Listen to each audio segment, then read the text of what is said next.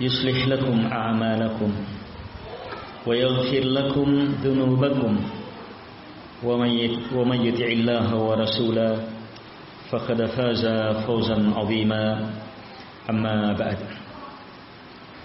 فإن أصدق الحديث كتاب الله وخير الهدي هدي محمد صلى الله عليه وعلى آله وسلم وشر الأمور محدثاتها وكل محدثة بدعة وكل بدعة ضلالة وكل ضلالة في النار. Kaum muslimin dan muslimat, al-ikhwah wal akhwat rahimakumullah. Kita bersyukur kepada Allah Subhanahu wa taala yang memberi kita nikmat hidup. Hidup di atas kesehatan, sehat dan diberi kesempatan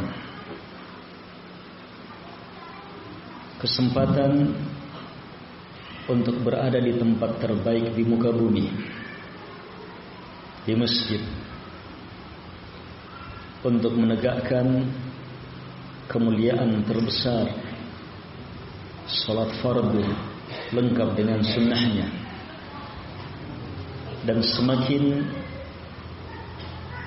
harus kita bersyukur kepadanya, karena saat ini kita berada dalam majlis ilmu, majlis yang di dalamnya terkandung 3 sebab selamat dari laknat terhadap dunia.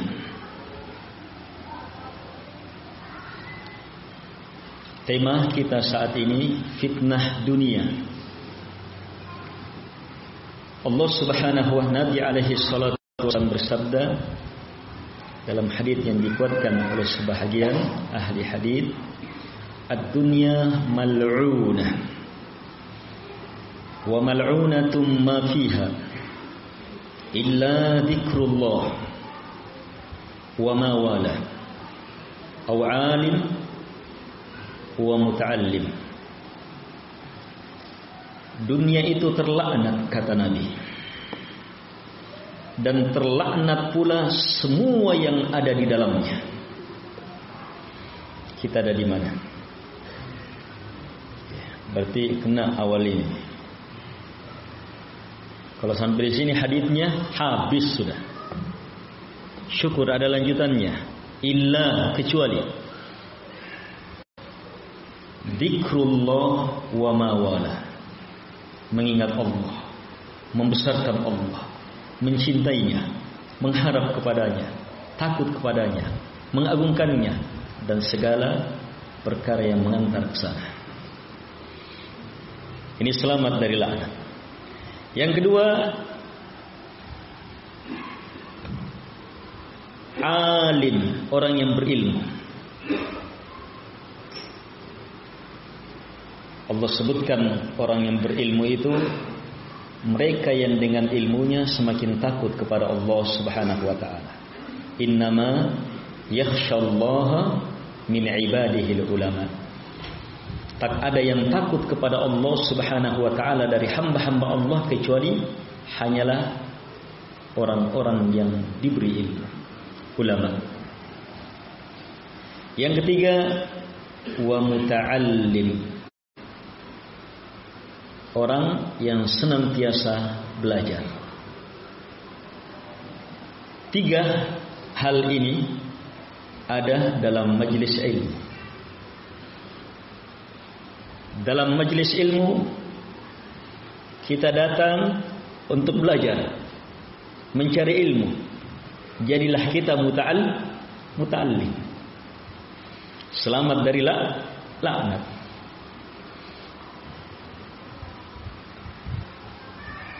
Di dalam majlis ilmu kita mendapatkan ilmu, diingatkan akan ayat-ayat Allah, kebesarannya, kemuliaannya. Kita pun mengingat Allah Subhanahu wa taala, zikrullah, selamat dari laknat di muka bumi. Dengan ilmu itu terbentuk khasyah, takut kepada Allah Subhanahu wa taala. Jadilah kita alim, orang yang berilmu. Langsung mendapatkan 3 penjamin dari laknat di muka bumi dalam majelis ilmu. Karena itu syukuri dengan kesyukuran yang sebenarnya saat Allah Subhanahu wa taala mudahkan kita berada dalam majelis ilmu. Kalau kita hubungkan dengan takdir, dan sangat jarang seseorang berpikir tentang takdir. Kalau kita hubungkan dengan takdir, Allah sudah tetapkan si anu penduduk neraka atau penduduk surga.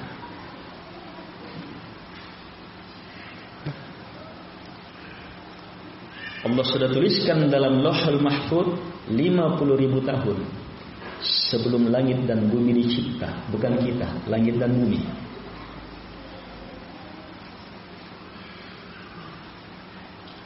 Dan saat Nabi menyampaikan kepada sahabat akan wajibnya beriman terhadap takdir, seorang sahabat bertanya, pertanyaan yang sering muncul dalam pembahasan keimanan terhadap takdir. Ya Rasulullah, kalau memang sudah ditetapkan semuanya, maka untuk apa beramal? Lihat jawaban Nabi, dan di situ pembahasan kita. I'malu fakullun muyassar lima khuliqalah. Beramal, kata Nabi. Artinya keimanan terhadap takdir tidak mengharuskan untuk berhenti beramal, justru tetap harus beramal. Lagi pula kan kita tidak tahu takdir kita apa, harus diimani. I'malu, kata Nabi, beramal. Lihat kalimat setelahnya, fakullun, maka setiap orang yang sudah ditakdirkan itu muyassar, akan dimudahkan, lima khuliqala, terhadap apa yang menjadi takdir penciptaannya. Antum dimudahkan menuntut ilmu, ringan, suka, bahagia, tanda-tanda besar, dimudahkan ke surga. Jelas. Bahkan Nabi tegaskan, man salaka tariqa yaltamisu fihi ilma sahhalallahu lahu bihi tariqan ilal jannah. Siapa yang keluar menuntut ilmu, keluar dengan maksud menuntut ilmu, maka Allah akan memudahkan dengan ilmu itu, Allah akan memudahkan dengan ilmu itu jalan menuju surga.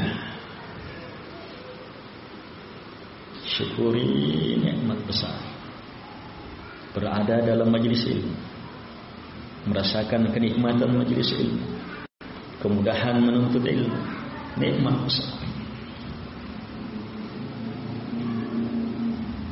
Kaum muslimin dan muslimat yang dimuliakan oleh Allah Subhanahu wa taala. Satu ilmu tentang fitnah dunia telah kita peroleh, bahwa dunia terlaknat.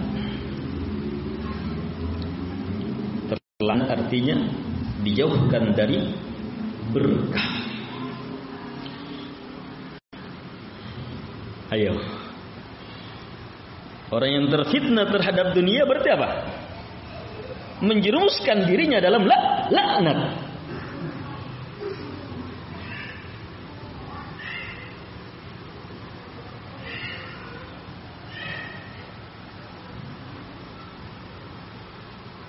Nabi alaihi salatu wassalam suatu hari berjalan bersama para sahabatnya. Kisah disebutkan oleh Imam Muslim dalam Kitabur Raqaiq. Di tengah jalan, kelompok manusia terbaik ini menjumpai seekor domba sudah menjadi bangkai, busuk. Jangan tanyakan kualitas busuknya. busuk biasanya beriringan dengan ulat dan semisalnya. Jangan tanyakan juga ulatnya. Bersamaan dengan itu, domba ini hilang telinganya satu, cacat. Nabi alaihi salatu wassalam setelah memperlihatkan sesuatu yang sangat menjijikkan ini, justru menawarkan kepada para sahabat, siapa yang ingin membeli domba ini dengan harga sekian. Murah penawaran Nabi saat itu.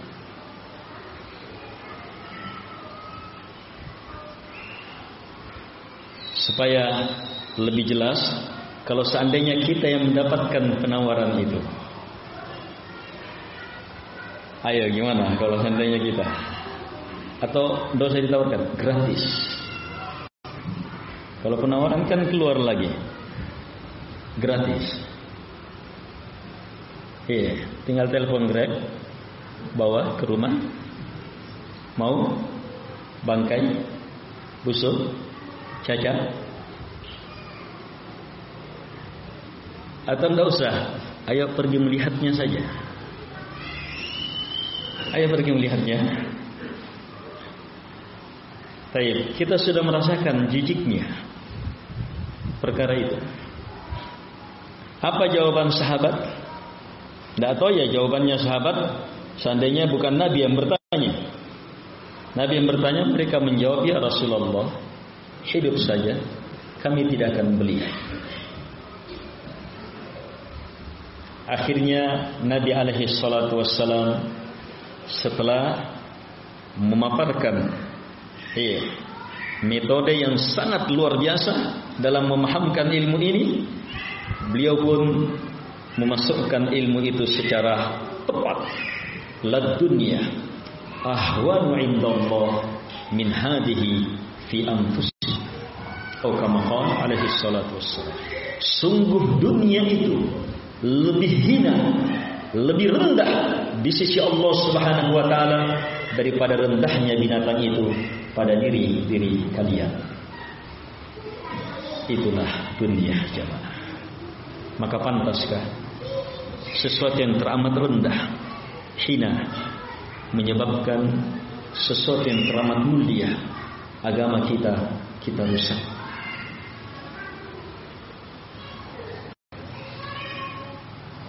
Agama adalah perkara besar dalam hidup ini.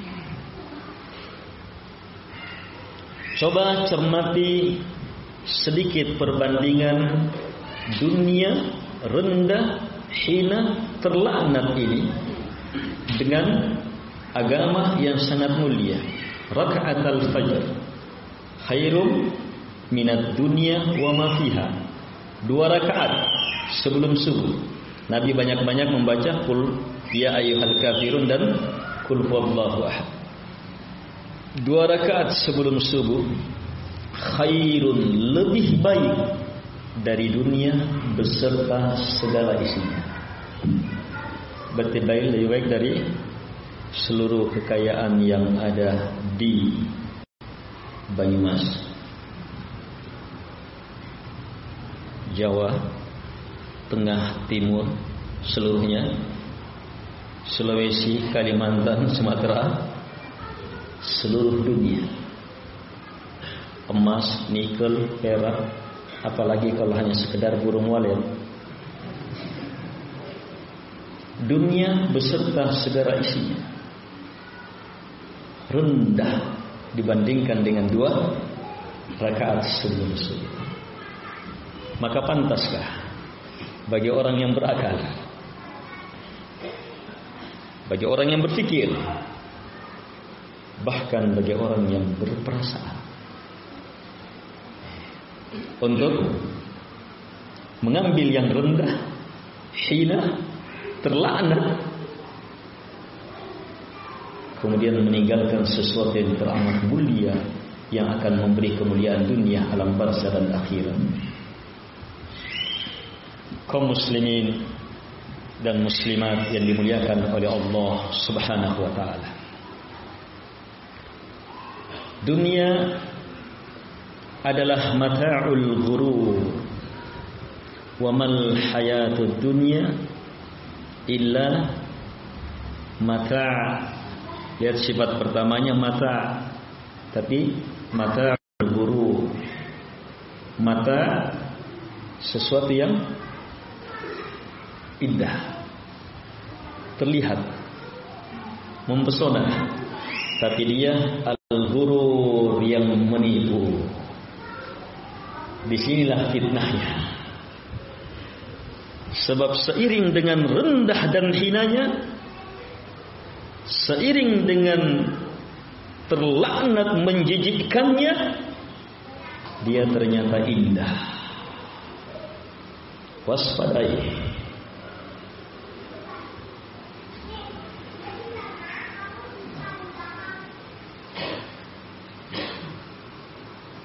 Waspadai akan fitnah dunia. Apalagi saat kita mendengar firman Allah Subhanahu wa taala, wa qalilun min ibadiyas syakur. Hanya sedikit dari hamba-hambaku yang bersyukur. Syukur kan sehubungan dengan dapat dunia. Hanya sedikit yang berhasil selamat dari fitnah dunia, menjadi orang yang bersyukur. Sedikit. Ayo. Berarti yang gagal banyak. Tiga dari Bani Israel. Aradallahu ayyabtaliyahum. Allah ingin membala, menguji, memfitnah mereka. Iya, satu berpenyakit kepala. Iya, gugur rambut, menjijikkan, gatal, menjijikkan. Iya, bukan sekedar botak, tapi menjijikkan juga. Sebagian botak itu mantap, gagah. Ya, supaya tidak tersinggung yang lainnya. Saya juga mulai berhiburan sedikit. Ini gugur rambut, menjijikkan. Yang kedua, berpenyakit kulit, menjijikkan juga. Yang ketiga, buta.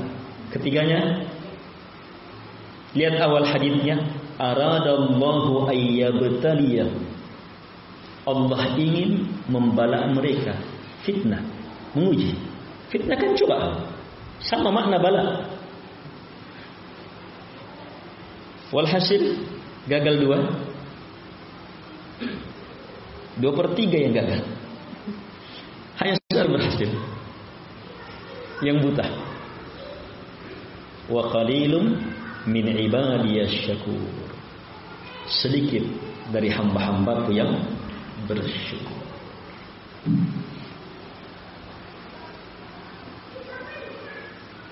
Cermati lebih dalam kisah 3 orang dari Bani Israel ini. Allah ingin menguji mereka. Nanti di akhir hadis baru disebutkan ujiannya. Ujian sebenarnya, iya. Penentuan, ujian kan penentuan. Lulus tidaknya sudah. Iya.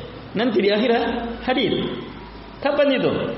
Setelah yang berpenyakit kepala lenyap seluruh penyakitnya dan berubah menjadi kepala yang terindah, tergagah dengan rambut rambut samsil.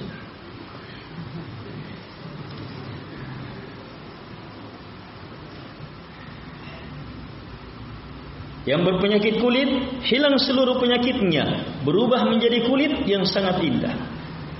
Yang buta juga sudah melihat. Terus diberi onta dalam keadaan sudah siap melahirkan. Yang satu sapi siap melahirkan. Yang satu kambing siap melahirkan. Terus lahir sampai berapa lama? Berapa banyak? Yang satu memiliki onta selembah. Tahu lembah? Iya. Gunung. Ini lembah ini.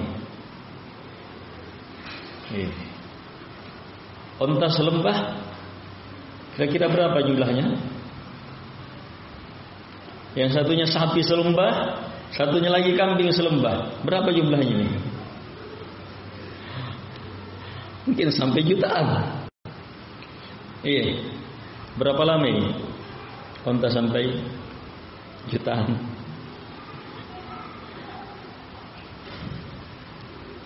Ayo. Tahunan? Puluhan tahun? Ratusan tahun? Iya. Iya. Umur orang dahulu panjang Pak. Ini prediksi saya ratusan tahun. Dan semuanya masih dalam proses bala cobaan. Itu pun bala, belum bala penentuannya. Penentuannya kan nanti ya di akhir. Iya, malaikat datang. Persis wujudnya sih botak yang berpenyakit kepala. Persis wujudnya yang berpenyakit kulit. Persis wujudnya si buta. Cermati, dua yang gagal, satu yang berhasil. Wa qalilum min ibadiyasy syakur. Kemudian cermati lebih dalam.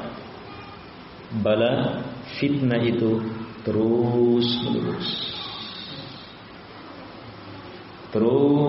menerus. Jadi jangan kita menganggap diri kita saat ini sudah selamat dari fitnah dunia, sementara kita masih terus dalam perkara dunia. Terus wa'bud rabbak hatta ya'tiyakal yaqin. Sembah Rabbmu sampai datang yang pasti datang, yaitu kematian. Terus menerus. Bahkan saat datangnya kematian,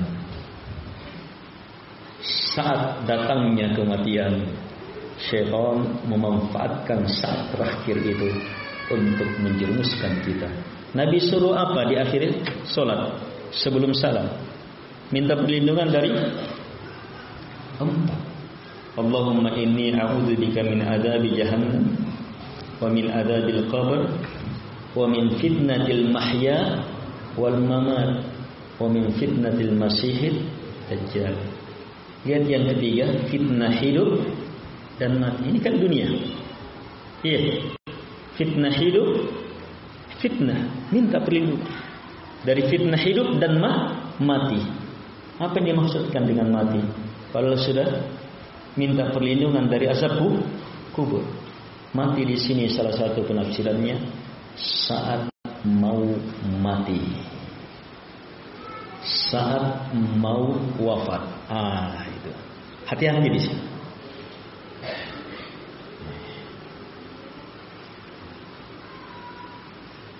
Apa yang dapat kita lakukan saat jasad kita sudah kaku? Bahkan mungkin lidah sudah kaku pula. Sementara syaitan masih menginginkan kita berubah keyakinan. Beratnya itu fitnah dunia. Sedikit yang berhasil, keumumannya gagal. Tidak ada jaminan bagi kita. Ditambah lagi Nabi alaihi salatu wassalam bersabda, likulli ummatin fitnah wa fitnatu ummatil mal. Setiap umat ada fitnahnya, dan fitnahnya umatku adalah harta. Coba lihat. Harta bahagian besar dari dunia. Setiap umat ada fitnahnya, dan fitnahnya umatku kata Nabi adalah harta.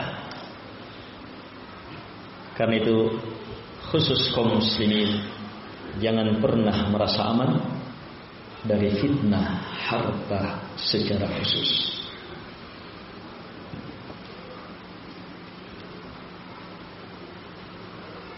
kalau ditambah dengan fitnah dunia yang lain, yaitu wanita, sudah. Dua fitnah yang paling mengerikan. Harta, keduniaan dengan wanita.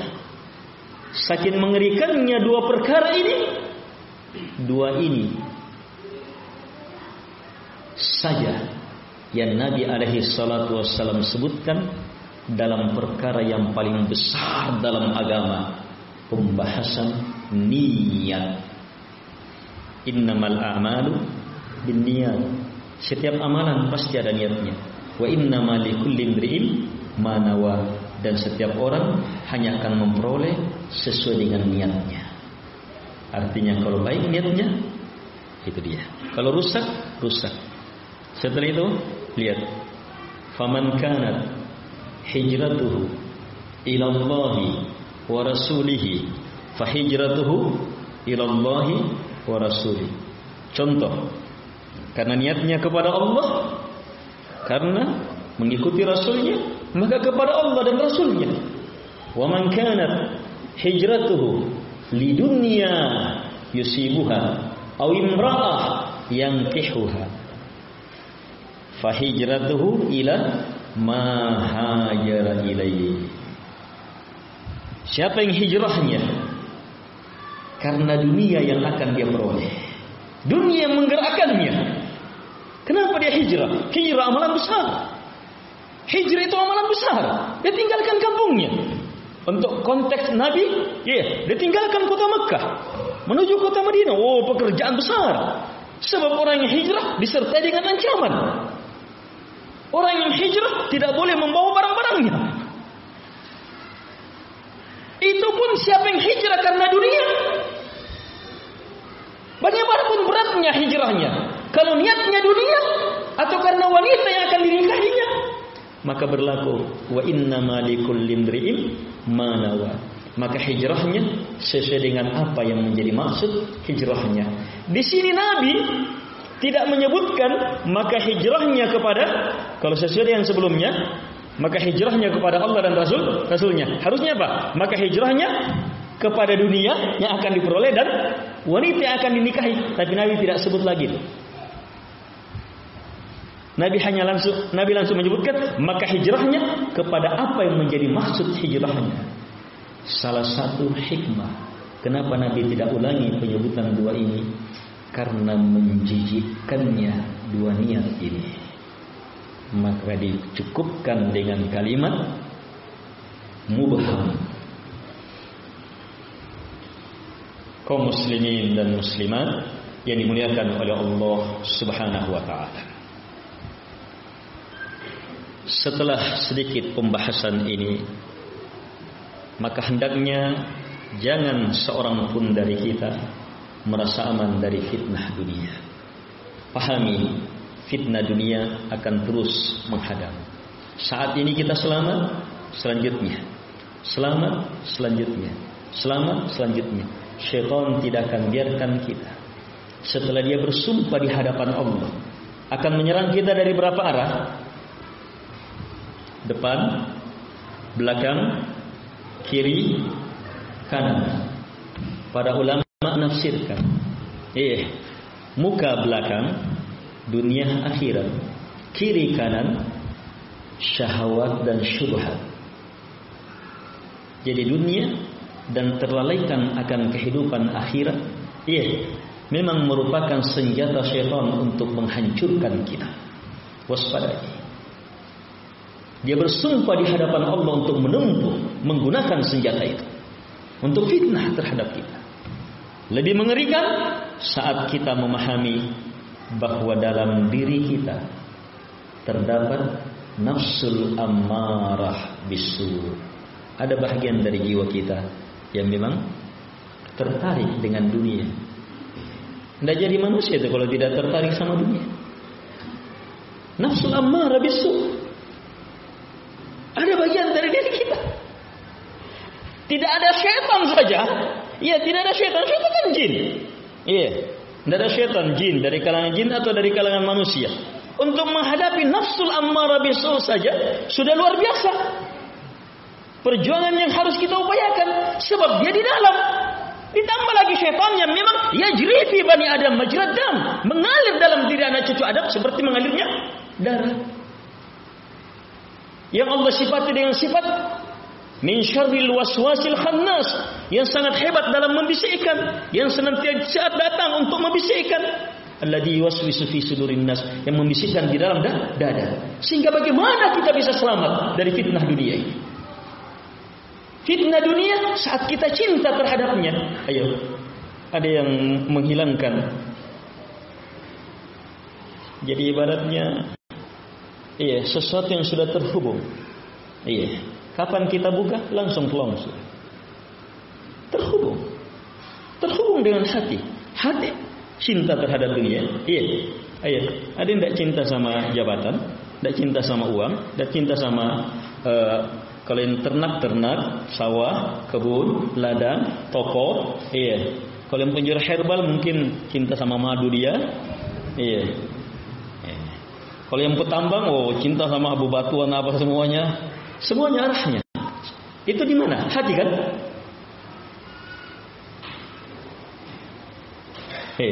Kita yang buka fitnah itu.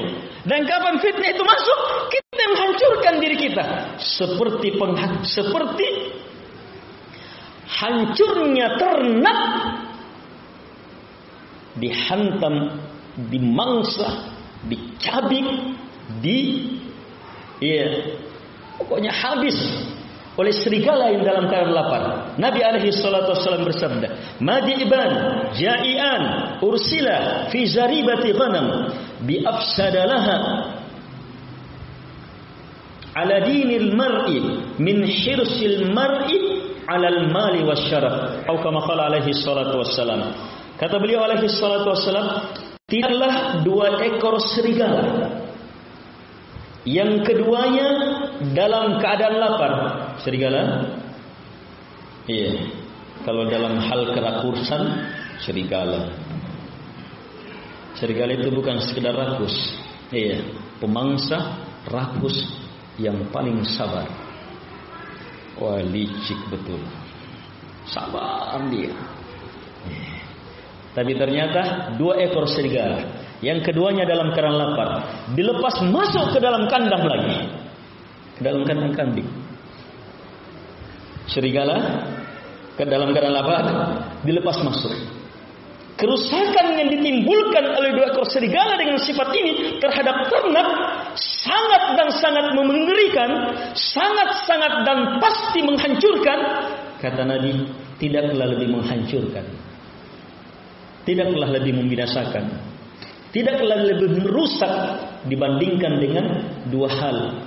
2 hal ini dalam merusak agama seseorang. Apa itu? Hirsil mar'i alal mali wasyaraf. Hirs keinginan kuat yang disertai dengan usaha seseorang. Seseorang keinginan kuat yang disertai dengan usaha untuk mendapatkan harta dan untuk mendapatkan kedudukan. Sangat berhasrat betul, mencintai betul dunia itu. Dia kejar betul. Hirs ini di dalam hati.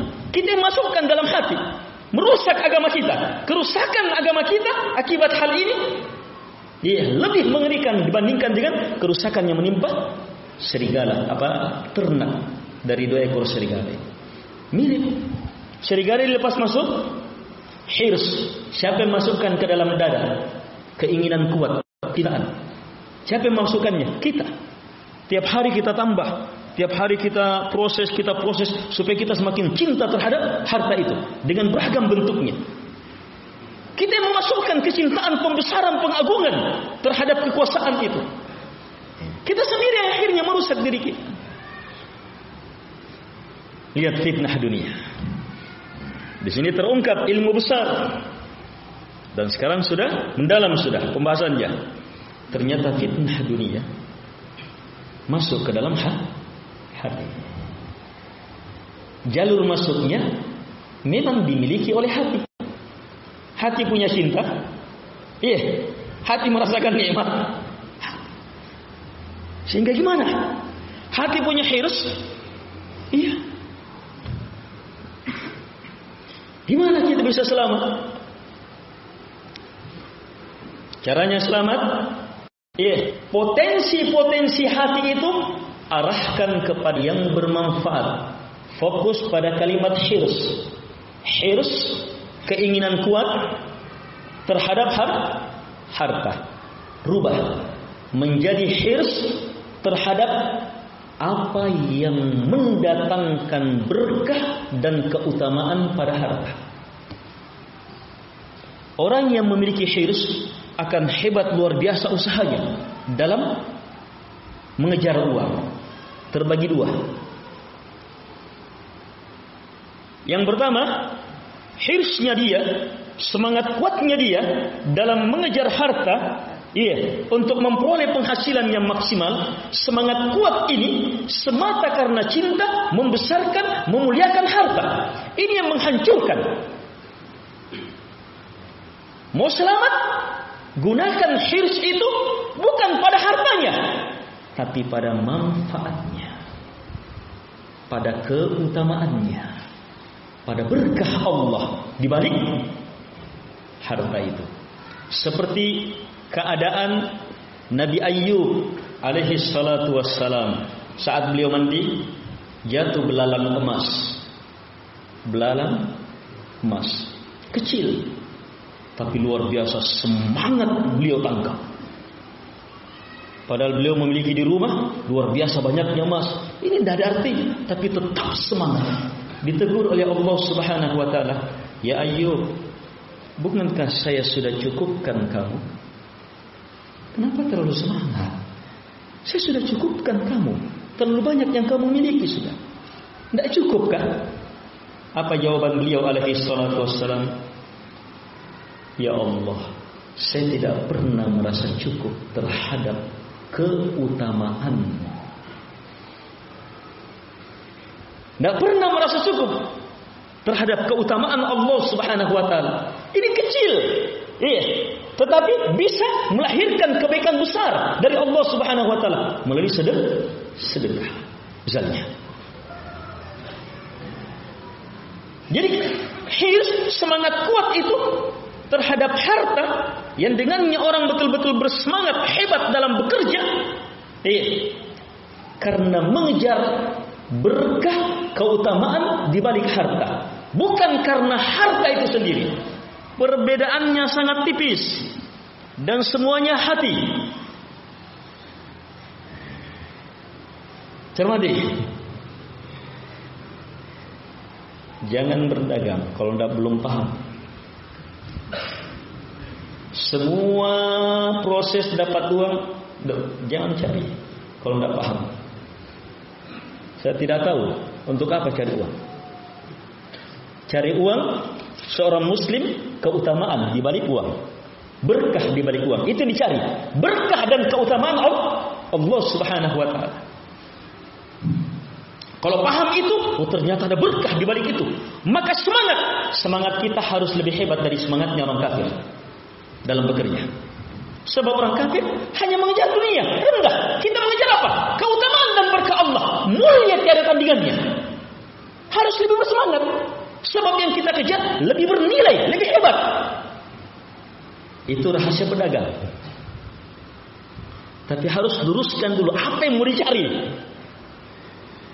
Inilah yang membuat sebahagian sahabat cemburu. Sahabat-sahabat miskin datang kepada Nabi alaihi salatu wassalam. "Ya Rasulullah, dhahaba ahlud duthur bil ujur." Ya Rasulullah, orang-orang kaya berangkat terdahulu membawa beragam pahala. Kami tertinggal ya Rasulullah. Itu keluhannya mereka dalam pahala. Dijelaskan, ya Rasulullah, mereka sholat, kami sholat, mereka juga sholat. Puasa juga. Tapi saat mereka bersedekah, kami tidak punya sedekah. Itu keluhannya. Kami tidak bisa bersedekah, tidak ada harta. Maka Nabi ajarkan, baca subhanallah, sedekah. Alhamdulillah, sedekah. membantu orang sedekah, sholat duha sedekah. Diajarkan Nabi amalan-amalan bernilai sedekah. Oh, semangat mereka mengejar sahabat kaya supaya bisa dapat pahala sedekah. Mereka amalkan, tapi akhirnya ini sampai juga ke sahabat kaya. Sahabat kaya, oh, sikat juga amalan itu. Akhirnya tetap kalah lagi. Akhirnya kesimpulan Nabi, dzalika fadlullahi yu'tihi may yasha. Saat yang datang lagi, kata Nabi, itu adalah keutamaan Allah yang Allah beri kepada siapa yang Allah kehendaki. Miliki hirs ini, semangat mengejar apa?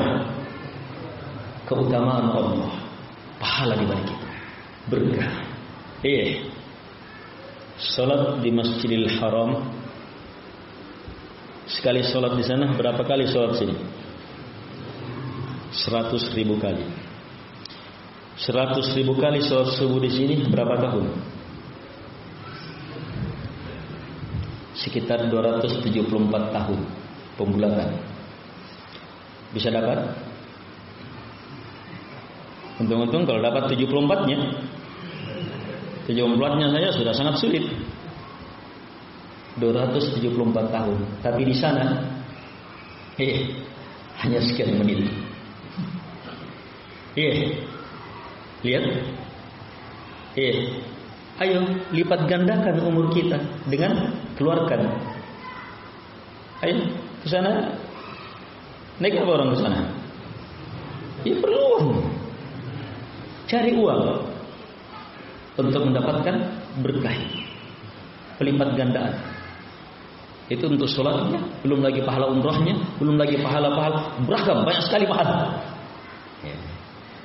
Jadi harta untuk mencari berkah. Oh, semangat dia mengejar kumpulan sekian puluh juta untuk bisa haji atau umrah.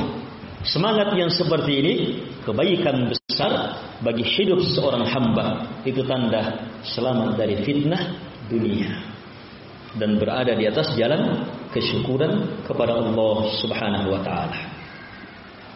Saya tutup dengan memberi ilmu hirs dan kawan-kawannya. Sebab untuk selamat atau terjatuhnya kita dalam fitnah dunia, satu alamat besarnya apa yang ada di dalam hati, adanya hirs. Apa itu hirs tadi? Keinginan kuat, kecintaan terhadap sesuatu yang disertai dengan upaya. Bisa merupakan fitnah, bisa merupakan kebaikan. Perbedaannya ada pada apa yang menjadi tujuan dari hirs itu. Dan Nabi alaihi salatu wassalam bersabda, al-mu'minul qawi khairun wa ahabbu ila Allah minal mu'minid da'if wa fi kullin khair. Seorang mukmin yang kuat lebih baik, lebih mulia di sisi Allah daripada orang mukmin yang lemah. Tetapi kata Nabi, seluruhnya dalam kebaikan.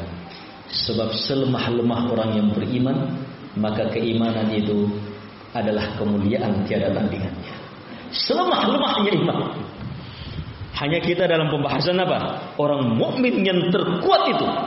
Gimana caranya? Nabi lanjutkan memberi rahasia kekuatan orang beriman. Lihat lanjutan hadisnya, ihris ala ma yanfa'uk wasta'in billah wa la ta'jaz wa in asabaka syai' fala taqul law anni fa'altu kada wa kada lakana kada wa kada walakin qul qaddarallahu atau qadarullahi wa ma syaa fa'al fa inna law taftahu amal syaitan. Kata Nabi, ihris, miliki hirs. Kalau hadis 2 ekor serigala, hirs apa? Penghancur agama. Kalau di sini Nabi perintahkan hirs. Bisa dibedakan sudah? Iya. Lihat, ihris ala ma yanfa'uk. Miliki hirs. Miliki semangat kuat terhadap apapun yang bermanfaat bagi kamu. Manfaat. Manfaatnya apa? Di atas agama, ridha Allah, berkah Allah, akhirat. Terus wasta'in billah, minta tolong hanya kepada Allah Subhanahu wa taala.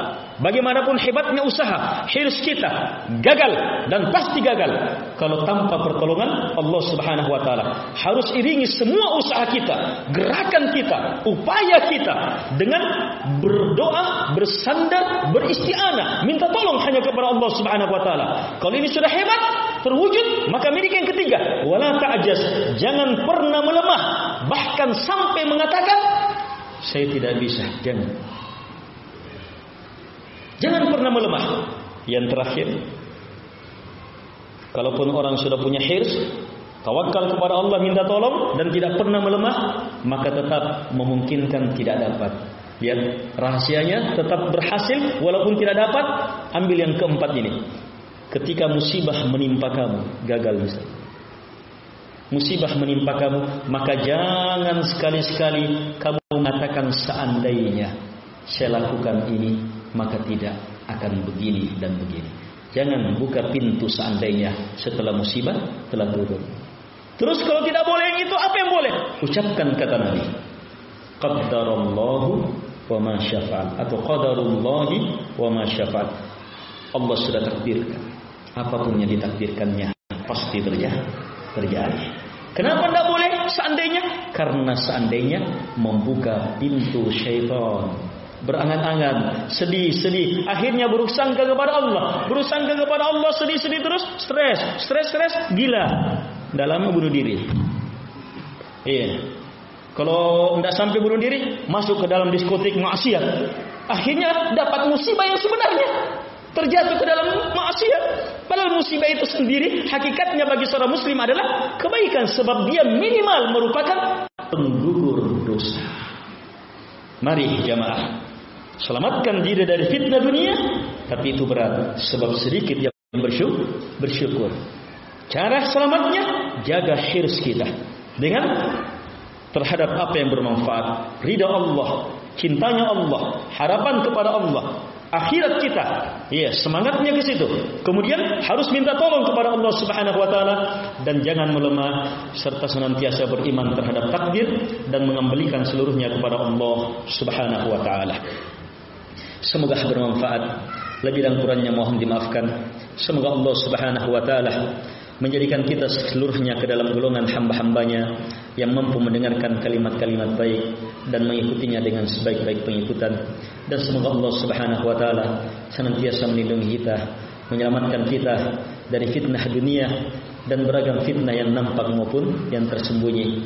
Allahumma amin ya arhamar rahimin. Subhanakallahumma bihamdik, asyhadu an la ilaha illa anta, astaghfiruka wa atubu ilaik.